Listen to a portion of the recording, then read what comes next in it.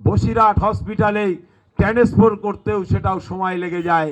বসিরহাট হসপিটালে বাচ্চা ভর্তি হলে জিন্দার ফেরে না, মৃত্যু লাশ হয়ে ঘরে ফেরে।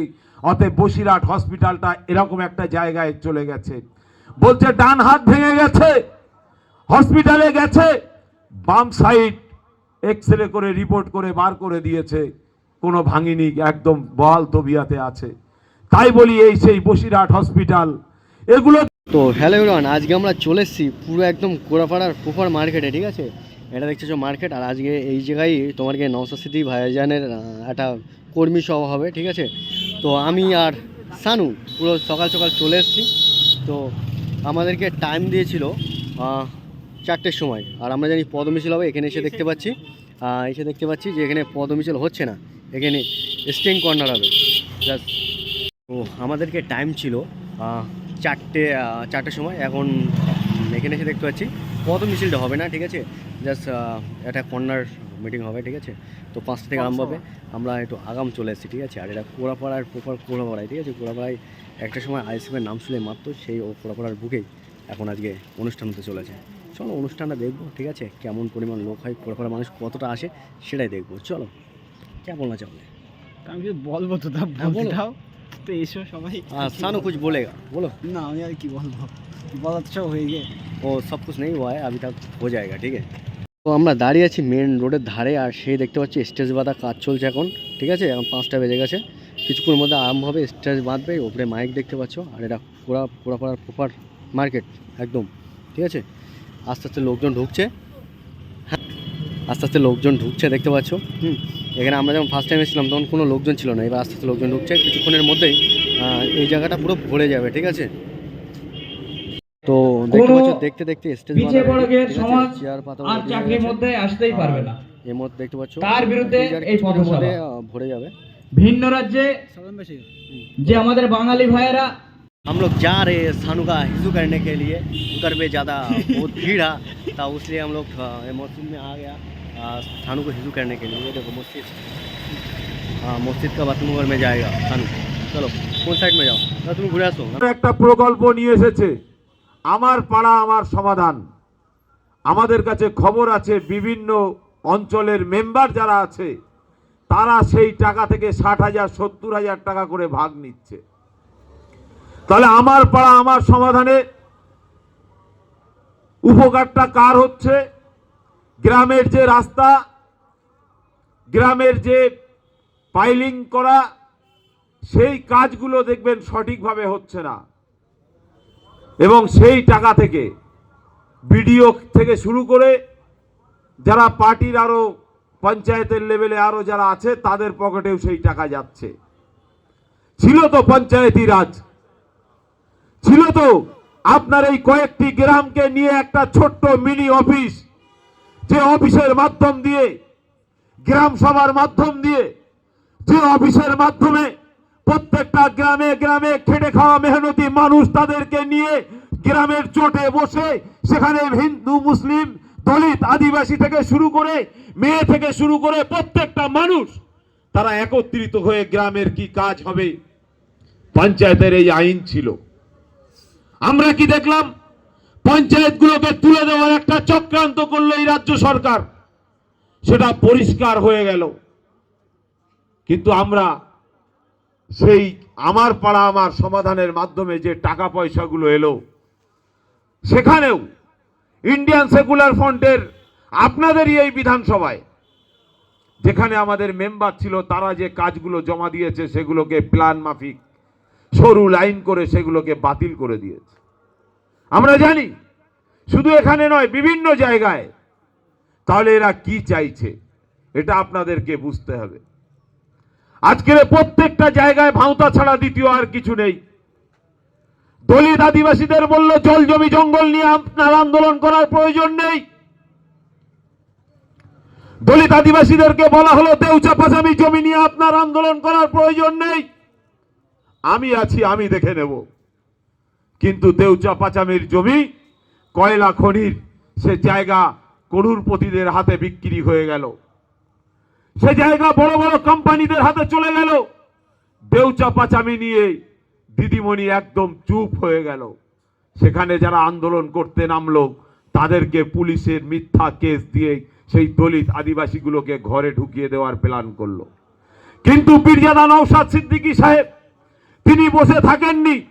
সেই দলিত পরিবারগুলোর জন্য, আদিবাসী পরিবারগুলোর জন্য তিনি দৌড়ে গেলেন পুরুলিয়ায়, সেই ময়দানে যেখানে খোলা মুখ কয়লা খনি, সেখানে তিনি আন্দোলন করলেন এবং সেই গরিব অসহায় মানুষগুলোর মধ্যে একসঙ্গে বসে খাওয়া দাওয়া করে, রান্না করে তাদের সঙ্গে থেকে আন্দোলন রূপ দিয়ে এলেন। আজকের যখন এই পশ্চিম বাংলার রাজ্য সরকার কলিকাতার আলিয়া মাদ্রাসার জমি, যে জমিটা অন্য জায়গায় হস্তান্তর হয়ে যাবে, তখন কেউ মুখ খুললেন না। আপনার এখানকার যিনি বিধায়ক তিনিও মুখ খুললেন না। মুখ খুলতে একমাত্র পীরজাদা নওশাদ সিদ্দিকী সাহেব তিনি মুখ খুললেন, তিনি আওয়াজ তুললেন, সে জমিটা নেওয়া বন্ধ হয়ে গেল। আমরা আরো কি লক্ষ্য করে দেখলাম, যখন এসআইআর শুরু হলো, পীরজাদা নওশাদ সিদ্দিকী সাহেব তিনি প্রথম থেকেই বললেন যে এই এসআইআর নিয়ে আমাদের সঠিক চিন্তাধারাটা কি আছে সেটা বাংলার জনগণকে বোঝানো হোক, এবং এটা নির্বাচন কমিশনারের কাজ। অতএব নির্বাচন কমিশনারকে আমাদের সাহায্য সহযোগিতা করা উচিত। কেন বাংলার অশিক্ষিত, মূর্খ, বর্বর বানিয়ে রেখেছে যারা, তারা তো চাইবে যে এখানে দাঙ্গা লাগানোর একটা পরিস্থিতি তৈরি করবে এসআইআরটা নিয়ে। আমরা সেই মোতাবেক মিডিয়ায় বার্তা থেকে শুরু করে গ্রামে গঞ্জে, রোডে, হাটে, বাজারে পদমিছিলের মাধ্যমে আমরা প্রত্যেককে বোঝালাম, জানালাম। এমনকি আমরা এসআইআর এর ক্যাম্প করলাম। কিন্তু দিদিমণি রাস্তায় নামিয়ে বলতে শুরু করলো এসআইআর মানছি না, মানবো না। আবার ওই দিদিমণির প্রতিটা গ্রামে, প্রতিটা পাড়ায় আবার একটা করে ক্যাম্প তৈরি করলো, করে বলছে আসো এসআইআর এর ফর্মগুলো ফিল আপ করে দেই। কি বিচারিতা, এটা আপনাকে আমাকে বুঝতে হবে। এসআইআর এর আজকের গতকালকেই খবর দেখছিলাম, সেখানে দিদিমণি বলছে আমি এসআইআর এর ফর্ম জমা দেইনি। আমি এতদিনের এমপি, এতদিনের এমএলএ, আমি এতদিনের মুখ্যমন্ত্রী, অথবা আমি দেখবো আমার ভোটটা কিভাবে বাতিল হয়। দিদিমণির এই নাটক আপনাকে আমাকে কিন্তু বুঝতে হবে। তিনি কি চেয়েছিলেন? তিনি চেয়েছিলেন এসআইআরটা নিয়ে হিন্দু মুসলমানের মধ্যে দাঙ্গা লাগুক। তিনি চেয়েছিলেন এসআইআরটা নিয়ে বাংলার মানুষরা আগুন জ্বালাক। কিন্তু দেখলো না, আমার পাতা ফাঁদে কেউ পা দিল না। পীরজাদা নওশাদ সিদ্দিকীর লোকজন তারা ওই পাতা ফাঁদটাকে ছিঁড়ে তছনছ করে দিয়েছে। বাংলার মানুষ এসআইআর এর ফর্ম ফিল আপ করেছে। এবং পীরজাদা নওশাদ সিদ্দিকী সাহেব বললেন এসআইআর নিয়ে সারা পশ্চিম বাংলার কোন হিন্দু, কোন মুসলিম, কোন দলিত, কোন আদিবাসী, প্রত্যেকটা নাগরিক তার ভোট দেওয়ার অধিকার আছে। প্রকৃত ভোটারের যদি একটি নাম বাদ যায়, তার জন্য শুধু হাইকোর্ট নয়, প্রয়োজন পড়ে তো সুপ্রিম কোর্ট পর্যন্ত যাব। তার জন্য আপনারা তৈরি থাকুন। প্রত্যেকটা বিএলও যারা আছে তাদের কাছে এই মেসেজ তিনি পৌঁছে দিলেন। আমরা তাই আপনাদেরকে বলতে এসেছি, আপনারা জানেন এই ওয়াকফ নিয়ে পীরজাদা নওশাদ সিদ্দিকী সাহেব তিনি যেভাবে আন্দোলন করেছেন, ছিল তো বাংলায় হাজার বিধায়ক, বিধায়ক নেই তো নয়। বিধানসভার মধ্যে প্রত্যেকটা মুসলিম বিধায়কগুলো তারা কি করে আল্লাহ জানে, কেন তাদের খবর বাংলার মানুষ কেউ বলতে পারে না। বিধানসভায় যায় না, পার্টি অফিসে যে ঘুমায়, না বিধানসভার মধ্যে যে ঘুমায়। তার জন্য নওশাদ সিদ্দিকী বিধানসভার মধ্যে বললেন যে বিধানসভার মধ্যে একটা সিসি ক্যামেরা লাগানো হোক, যেটা বাংলার মানুষ টেলিকাস্টে দেখতে পাক যে আমি যাকে ভোট দিয়ে জিতিয়েছি, আমার বিধায়কটা সেই বিধানসভার মধ্যে যে ঘুমায় না আমাদের কথাটা সেখানে তোলে। তিনি দাবি তুলেছেন। আমরা পরিষ্কার বলতে চাই যে পীরজাদা নওশাদ সিদ্দিকী সাহেব যে আওয়াজ তুলেছেন, যে পরিবর্তনের লড়াই সংগ্রাম করছেন, কি দরকার ছিল তার? সে এমন একটা ফ্যামিলি, এমন একটা পরিবার থেকে এসেছেন বাংলার মানুষকে বাঁচাতে, বাংলার দলিতকে বাঁচাতে, বাংলার আদিবাসীকে বাঁচাতে। যে ফ্যামিলির মানুষ এখন বাংলার ব্র্যান্ডেড কোম্পানির যদি কোনো ফ্যামিলি থাকে তাহলে সেই ফ্যামিলিটা হচ্ছে ফুরফুরা শরীফের পীরজাদাদের ফ্যামিলি। আমরা বাংলার খেটে খাওয়া মেহনতি মানুষ, আমরা আমাদের মেহনতের পয়সা দিয়ে আমরা পীর সাহেবদের পীরজাদাদের হাতে দিয়ে বলি হুজুর আমাদের জন্য দোয়া করবেন, এই নজরানাটা রাখুন। বলতে হয় না, আমরা পকেট থেকে বার করে দিয়ে দেই। তার কিসের অভাব? কিন্তু সেই মানুষ এত আন্দোলন করার ফলে, এত মানুষকে নিয়ে কাজ করার চেষ্টা চালিয়ে যাওয়ার ফলে আমরাই আবার এই বাংলার এক শ্রেণীর মানুষ, তারাই পীরজাদা নওশাদ সিদ্দিকী সাহেবের মা মাসি থেকে শুরু করে কিচ্ছু বাদ দিচ্ছে না, সবকিছু গোষ্ঠী উদ্ধার করে দিচ্ছে। একবারও ভাবছে না যে কে এটা, একবারও ভাবছে না যে আমার হয়ে কথাটা বলছে কে, আমার বাচ্চার শিক্ষা নেই তার জন্য আওয়াজ তুলছে কে, আমার বাচ্চার স্বাস্থ্য নেই তার জন্য আওয়াজ তুলছে কে। তিলোত্তমা বোনের কথা আমরা ভুলিনি। সেই তিলোত্তমা বোনকে নিয়ে সারা রাজ্য জুড়ে যে আন্দোলন হয়েছে, বাংলার মানুষকে যে সজাগ করা হয়েছে, সে তার কারিগর পীরজাদা নওশাদ সিদ্দিকী।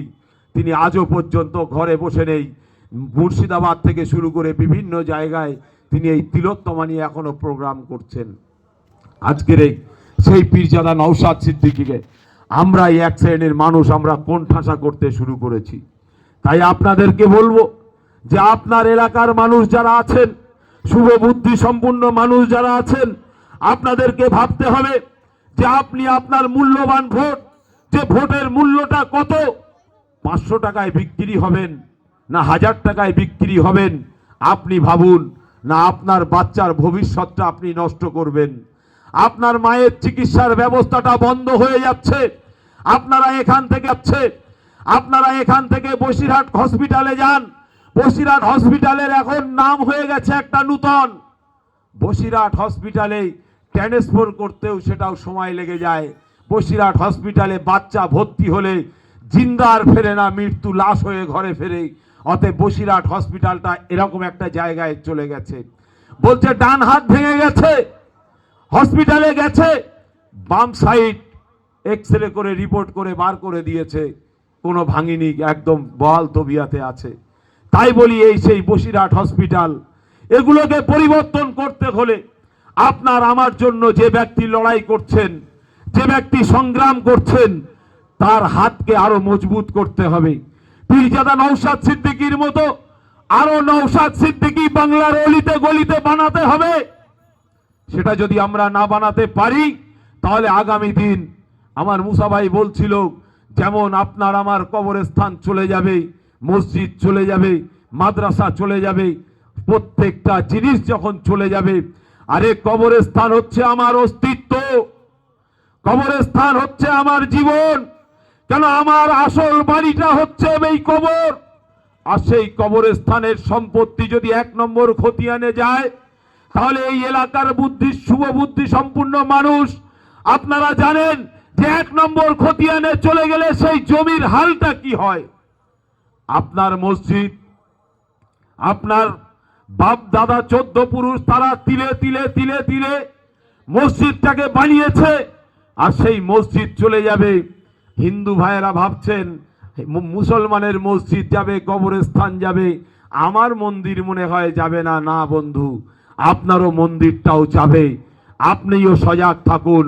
প্রত্যেকটা হিন্দু, মুসলিম, দলিত, আদিবাসী প্রত্যেকের উদ্দেশ্যে বলবো, আপনারা আপনাদের যে ধর্মীয় স্থানগুলো আছে, প্রত্যেকটা ধর্মীয় স্থানের জমির যারা দাতা ছিলেন তাদের সেই কাগজগুলো একবার চেক করে দেখুন আপনার কাগজটা ঠিক আছে কিনা। এখানে 1 নম্বর খতিয়ানে সব জমি চলে যেতে ব্যস্ত। কারা করলো? বিজেপি সরকার। এই রাজ্য সরকার তো চালাচ্ছে। তাহলে এই রাজ্য সরকার এই সম্পত্তিকে 1 নম্বর খতিয়ানে নিয়ে গেল, আর কেন্দ্রীয় সরকার আপনার আমার বাপ দাদা 14 পুরুষের রেখে যাওয়া ওয়াকফ সম্পত্তি সেটাকে কিভাবে ধ্বংস করছে। আজকের এই রাজ্য সরকারও সেই অর্থ এবং সেই জমিতে বসবাস করছে। আমি চ্যালেঞ্জ করে আপনাদের সামনে বলে যাই, ক্যামাক স্ট্রিটের অভিষেক ব্যানার্জির যে বিল্ডিং, যেখানে পার্টি অফিস, সেই পার্টি অফিসটাও ওয়াকফ সম্পত্তি। আজকের ফিরহাদ হাকিম বেশ কিছু জমি জায়গা নিয়ে সেখানে ব্যবসা বাণিজ্য শুরু করেছে। তৃণমূলের হেভিওয়েট নেতা, তাদের কাছে ওয়াকফ সম্পত্তি আছে। তাহলে কি এটা দ্বিচারিতা? বাংলার মুসলমান যখন, বাংলার মাওলানা আলেম সমাজ যখন, বাংলার পীরজাদা থেকে শুরু করে বাংলার শুভ বুদ্ধি সম্পন্ন মানুষ যখন কলিকাতার রাজপথে আন্দোলন করার জন্য তৈরি হলো, যখন ভুলে গেছেন নাকি গাড়ি ভাড়া করেছিলেন মনে নেই? কোথায় যাবেন বলে ব্রিগেডের ময়দান ভরাতে। দিদিমণি বলল ওয়াকফ নিয়ে গুলি করা যাবে না, ওয়াকফ নিয়ে আন্দোলন করা যাবে না। যদি কেউ গুলি করে তাহলে আমার থেকে খারাপ আর কেউ হবে না। বাঁচাতে পারলেন দিদিমণি? আমরা এক শ্রেণীর মানুষ দিদিমণির এই বার্তা শুনে, এই কথা শুনে ঘরে বসে বললাম যে যাক, আমাদের মনে হয় এবার একটা বাঁচার রাস্তা তৈরি হলো। কিন্তু আমরা ইন্ডিয়ান সেকুলার ফ্রন্ট বুঝলাম যে দিদিমণি প্ল্যান করে ভাই ভাইপোদের বাঁচাবার জন্যই বিজেপির হাতে কিভাবে তুলে দেওয়া যায় তার একটা সুন্দর পরিকল্পনা, সুন্দর ব্যবস্থা করলো। আমরা কলিকাতার রাজপথে আন্দোলন করলাম, কিন্তু আন্দোলন করার ফলে আমাদেরকে জেলে যেতে হলো। আমাদের আন্দোলন যখনই রাস্তায় গরিব মেহনতি মানুষের কথা বলি, যখনই লড়াই সংগ্রাম করার কথা বলি, যখনই আন্দোলন করি, তখনই আমাদেরকে ধরে ধরে ধরে ধরে শুধু জেলের মধ্যে ভরা হয়। আমাদেরও কর্মী সমর্থক এমন তৈরি হয়ে গেছে, তারাও বলছে দিদিমণির জেল ভরবে কিন্তু বাংলার জনগণ কমবে না। তারাও বলছে যত খুশি জেলে ভরো, যত খুশি কেস দাও, কিন্তু আমরা লড়াইয়ের ময়দান ছেড়ে এক চাররা সরব না। সে প্রতিজ্ঞাবদ্ধ তারা হয়ে গেছে। তাই দিদিমণির এই আওয়াজ গুলি থেকে শুরু করে সব কিছু আওয়াজ পিকে হয়ে গেছে। একদম শেষ সময় যখন আর 5 দিন বাকি, তখন দিদিমণি বলছে যে এই 5 দিনের মধ্যে কালেক্টরদেরকে হুকুম দিয়ে দিলেন, ডিএমদেরকে মেসেজ দিয়ে দিলেন, বিডিওদেরকে মেসেজ দিয়ে দিলেন যে যে যার এলাকায় যত ওয়াকফ সম্পত্তি আছে 5 দিনের মধ্যে উমিদ পোর্টালে ঢোকাও। মানে আর ঢোকানো যাবে না। উমিদ পোর্টালের খবর হচ্ছে 5 দিনের মধ্যে, শনিবার রবিবার পড়লো, থাকে আর 3 দিন। বলছে 3 দিনে উমিদ পোর্টাল, যে এখন ইন্টারনেটের যুগ, বলছে সোলো চলছে। মানে ভেবে নিন কোথায় যে হাজির হতে পারে। তাই আপনাদেরকে বলি বন্ধু, আজকের বাংলার মুসলমানদের সঙ্গে যে দ্বিচারিতা করেছেন, এই দ্বিচারিতার জবাব আগামী দিন ইভিএম মেশিনে দিতে হবে। তার জন্য প্রস্তুত হন। কেন ইভিএম মেশিন, আমরা আপনাকে বলবো না যে আপনি বোম তুলে নিন, আমরা আপনাকে বলবো না আপনি মেশিন হাতে নিন, আমরা আপনাকে বলবো না আপনি পাথরবাজি করুন। কেন বাবা সাহেব আম্বেদকর আপনার হাতে দিয়ে গেছে ক্ষমতা, যে ক্ষমতার বলে যে নেতা, যে মন্ত্রী, যে এমপি, যে এমএলএ, যে প্রধান, যে মেম্বার বানিয়েছেন, সেই ক্ষমতাই আপনি প্রয়োগ করুন। আগামী 2026-এর নির্বাচনে আপনি আপনার ক্ষমতা প্রয়োগ করে আপনি আপনার এমএলএ বানান, আপনার জনগণের এমএলএ বানান, আপনার নিজের নেতৃত্বর এমএলএ বানান। যে এমএলএ বিধানসভার মধ্যে যে বসে থাকবে না, যখন কোনো মুসলিম বিরোধী বিল হবে, যখন কোনো দলিত বিরোধী বিল হবে, যখন কোনো আদিবাসী বিরোধী বিল হবে, তখন সে টেবিলের তলায় ঢুকে থাকবে না, দিদিমণির আঁচলের তলায় ঢুকে থাকবে না, তখন সে উচ্চ কণ্ঠে সকলের সামনে প্রতিবাদে মুখর হবে, আন্দোলন করবে, লড়াই করবে এবং আপনাদের জন্য কাজ করবে। সেরকম এমএলএ বানান। তাই বলবো বন্ধু, আমাদের টাইম একদম শেষ। প্রশাসনের বন্ধুরা আমাদেরকে মেসেজ দিয়েও দিয়েছে, তারপরেও আপনাদেরকে বলবো, আমরা এই এলাকায় ইতিপূর্বে বহুবার এসেছি, এই এলাকার অনেক আন্দোলনের সংগ্রামের সাক্ষী আমরা আছি।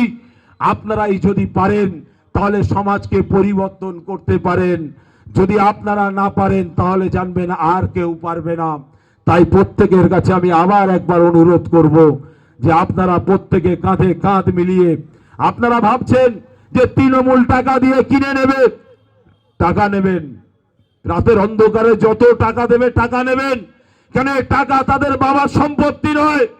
আপনার ট্যাক্সের টাকায় এই রাজ্যের উন্নয়ন হয়, আপনার ট্যাক্সের টাকায় রাস্তা হয়, কল হয়, প্রত্যেকটা আপনার ট্যাক্সের টাকায় হয়।